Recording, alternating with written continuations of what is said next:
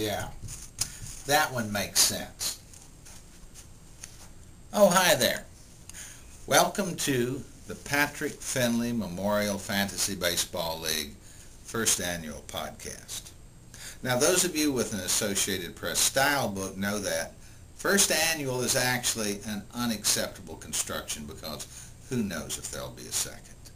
So let's just call it the first mid-year PF Finley Fantasy Visual Video Podcast.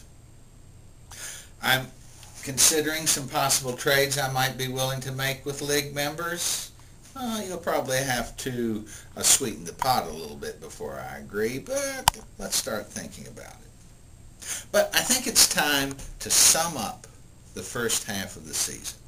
Let's go to the big conference table and continue our conversation. Here we are at the big desk in Fantasy Baseball Central to talk about how each member of the league could win and how each member of the league could lose. Well, when it comes to the BCL, it's pretty clear. I win if Joan Figgins continues to hit 500, which he did during June. He should end up batting about .380 with 70 stolen bases, if he can do for the rest of the season what he did for a month. And that's how the BCL could lose. Joan Figgins is not going to hit 500 for the rest of the season. And when you have Traxel on the DL, Teixeira on the DL, well, Napoli on the DL. Those are three ways. I promised you one, I gave you three, how the BCL could drop out of the money. Now when it comes to Berger, how could he win? Beckett continues to win games, which he certainly could. Every year or two, a pitcher will bust out and win 20 plus and only lose 3 or 4. This could be Beckett's year. But how could Berger lose? Well, he could easily lose if, in fact, finally he bites the bullet and substitutes Casey for Giambi, who apparently is going to be gone for quite a while. Tola, how can someone win the league when they have 20 saves on the bench because they bought so many saves that they're still in first without those 20? But yet that could be the secret to Tola's winning the league. 20 saves to swap could result in his enhancing his hitting. So, Tola with a bullet. That's my tip to those of you who are betting on the league, probably against yourself. That would be a good choice. Tola has the brightest chip in the trading game. Now when it comes to leaves of grass, or cuttings of grass as I like to call Jeffrey's team, $40 on pitching, and he got his $40 worth. He is way out in wins, of course solid in strikeouts. One-loss percentage is excellent, doing very well in ERA and saves as well. But of course Elijah Dukes is the OJ of the East. Will probably be in jail off Jeffrey's bench and in fact incarcerated before the season is done. So that's how Jeffrey could lose. Mediocre hitting weighing down terrific pitching. Paulie, Vlad the Impaler, 73 ribbies. What's not to like? He could end up with 150. But Paulie's got a problem. That K. Egawa, 2-2 with a 6.91 ERA, weighing him down. He probably needs to bite the bullet, admit his huge mistake, and substitute Joe Saunders. 3-0, but with an ERA somewhere around 3. He's in the minors. Sometimes a minor league pitcher who will not participate in the major leagues for the rest of the year is better than the major leaguer you've got. So maybe Paulie has half a bullet because he's certainly got, he can do that thing they call addition by subtraction. Big Bob Weeder, also doing business as Kwame Oboglo. The DBA stands for actually doing biscuits as. He's got A-Rod stolen from me. A-Rod, 28 home runs, 79. Technical difficulties have moved the camera lower down. But this is one of my better angles, so the BCL is not complaining.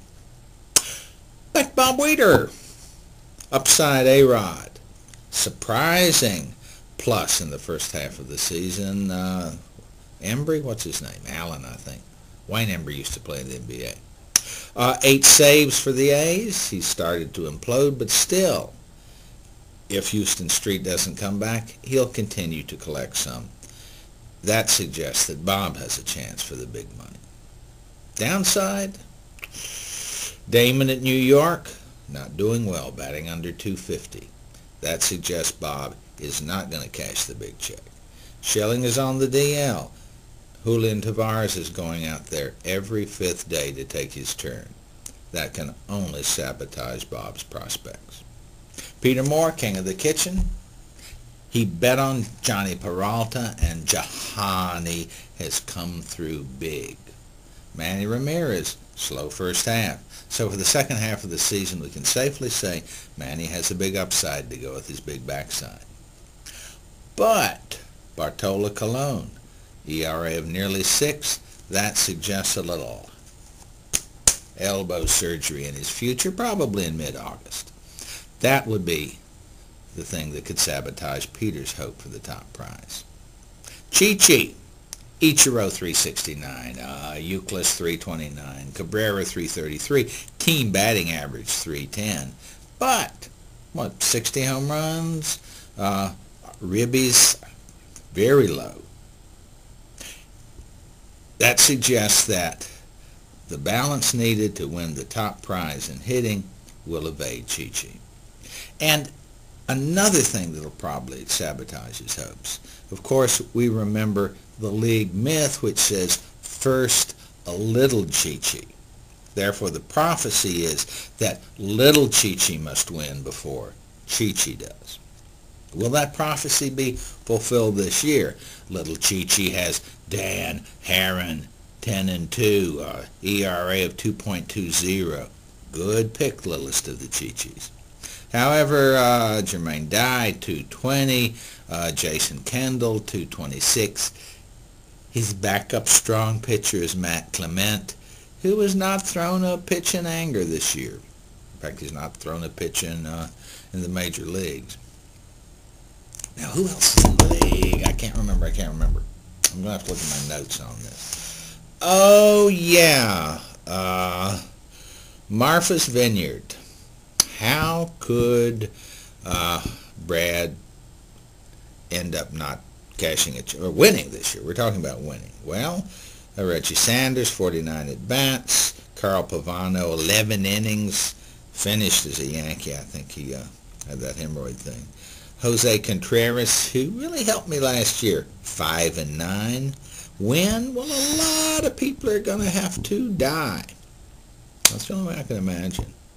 Yeah, but we're not young bloods in this league, so it could happen. Now, last but certainly least, Sweet Sassy Molassy, Fuzzy Russ, as Tola likes to call him. How could he lose? Let me count the ways. Elizabeth Barrett, BCL. Chassan has pitched 27 innings. Westbrook has pitched 41. Podsednik has 67 at-bats. Man, go down the roster. I think, are we playing high-low and someone failed to tell me that? However, how could Russ win everything?